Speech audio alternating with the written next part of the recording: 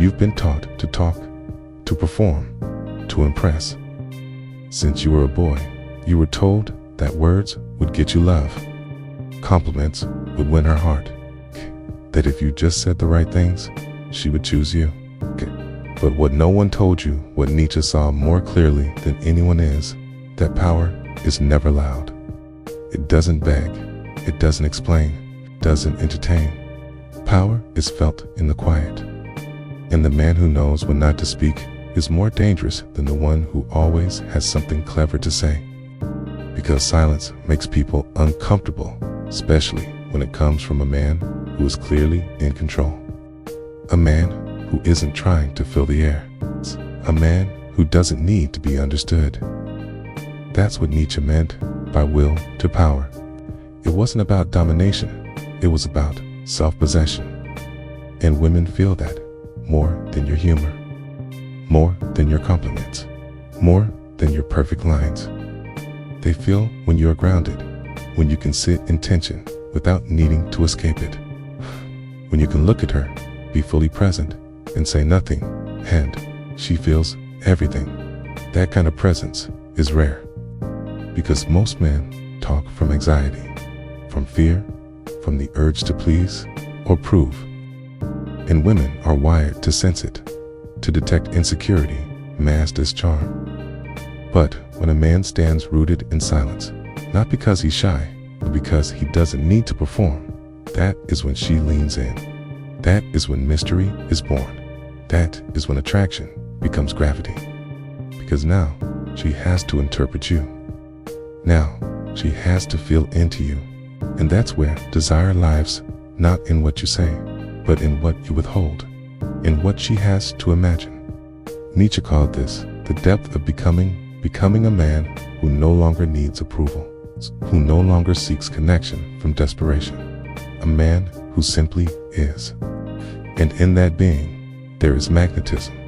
Women want to feel pulled into a man's world, not through his words, but through his energy. And energy is never loud. It's the calm eye in the center of the storm. The man who doesn't chase, doesn't explain, doesn't narrate his worth. He simply stands. And in that stillness, in that deliberate silence, she starts to question everything she thought she needed from you. Because now, she's the one trying to impress you.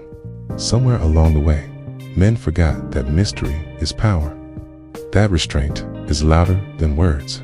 Said the man who speaks only when he chooses to, not when he has to, commands far more than attention.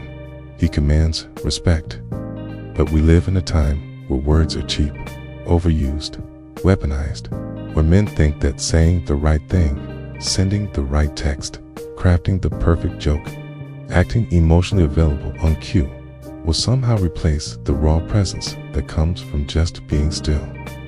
That's not seduction. That's strategy, and women can smell it. See, Nietzsche believed that man becomes stronger the moment, he embraces his contradictions when he no longer seeks to justify them. Silence is part of that. The ability to let someone misunderstand you without rushing to fix their perception. That's real power, because most men live in reaction, She says something, and he jumps to defend himself. She pulls away, and he panics to pull her back. She tests him, and instead of smiling through it, he over-explains, over-corrects, overcompensates. But silence is the refusal to play that game. It's the refusal to rush into approval. It's the refusal to bleed energy for validation. And, ironically, it's that refusal that women crave most, not indifference, but grounded, unshakable self-authority. Women want to feel a man who doesn't need them to regulate his emotions, a man who can be deeply attracted to her and yet not lose his center, not become chatty, not turn into a performer. Nietzsche warned us that modern man, in trying so hard to be loved, has become diluted, afraid of being misunderstood, obsessed with being nice, terrified of rejection. But the man who dares to be silent, especially when it's easier to speak, radiates something ancient. He becomes a question, not an answer. And questions linger in the feminine psyche. They echo, they pull, Why didn't he chase me? Why didn't he explain himself? Why didn't he say more? Okay. And that's the exact moment desire is born, because she's no longer just looking at a man. She's imagining him. Okay. And imagination is far more erotic than explanation. You want to be remembered. Leave space for interpretation. You want her full attention? Stop trying to earn it. Let silence do what words never could. Make her wonder about you. That's not manipulation. That's masculine mastery. There's something primal about silence, something almost spiritual. It's not just the absence of words, it's the presence of control. And when a man masters silence, he starts to master tension. And here's the thing most men don't understand. Women are drawn to tension, not certainty. It's not the man who gives her all the answers who seduces her. It's the man who makes her lean in with questions. The man who doesn't fill every space with noise. It's the man who pauses, looks at her, and lets silence speak for him. Because that pause, that space, it creates a moment that most men are too uncomfortable to hold. And that moment is where attraction lives. Okay. Nietzsche understood that power doesn't need to be loud. In fact, power that is loud is often insecure. Real strength is subtle. It's implied. It's the slow burn, not the fireworks. And women, especially high-quality, emotionally intelligent women, they're not drawn to the man who always entertains. They're drawn to the man who can hold space, the one who doesn't rush, the one who doesn't flinch when it gets quiet. Because in that quiet, she feels something bigger than conversation. She feels your presence, not the role you're playing, not the character you're projecting, but the core of you. Steady, calm, unbothered. Most men feel silence because they're afraid of being seen. But the rare man uses silence to show who he really is, without effort, without strategy. And that's what makes him unforgettable. Silence builds mystery. But more than that, it builds anticipation. And anticipation is the foundation of desire. You want to stand out? You want to leave a mark? And stop trying to be understood and start being felt. Let your energy speak before your words. Let your stillness carry more than your charm. Let her wonder, because when she's left wondering, she's left wanting. And that is something no clever phrase can ever compete with. In Nietzsche's world, the most powerful man is not the loudest. He's the most self-contained. He doesn't seek applause. He doesn't beg for connection. He radiates from the inside.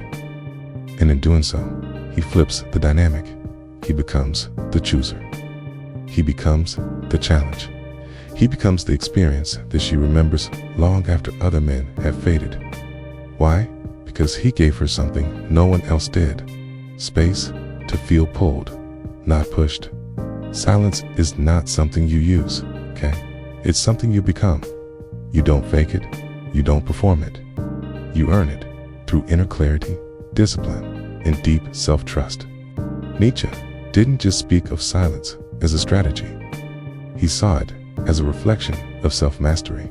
A man who doesn't speak unless it's necessary is a man who has organized his inner world.